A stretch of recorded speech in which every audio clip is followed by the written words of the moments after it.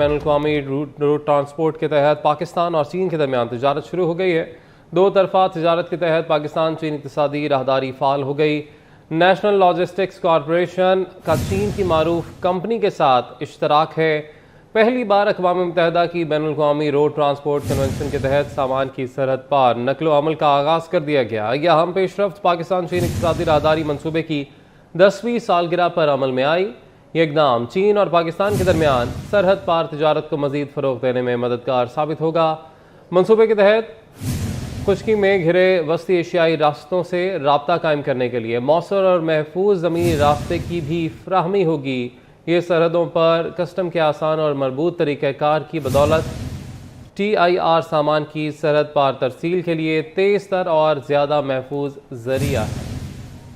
بین الاقوامی road transport کے تحت پاکستان اور چین کے درمیان تجارت شروع ہو گئی ہے۔ دو طرفہ تجارت کے تحت پاکستان چین اقتصادی راہداری فعال ہو گئی۔ نیشنل لاجسٹکس کارپوریشن کا چین کی معروف کمپنی کے ساتھ اشتراک ہے۔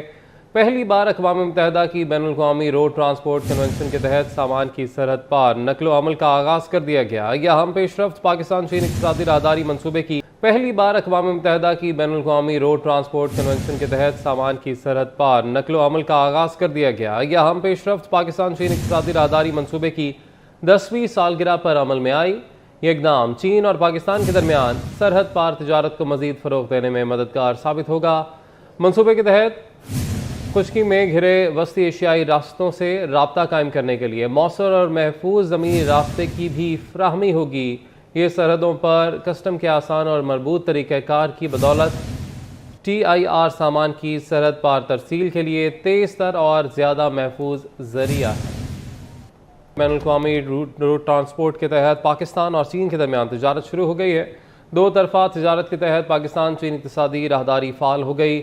نیشنل لاجسٹکس کارپوریشن کا چین کی معروف کمپنی کے ساتھ اشتراک ہے۔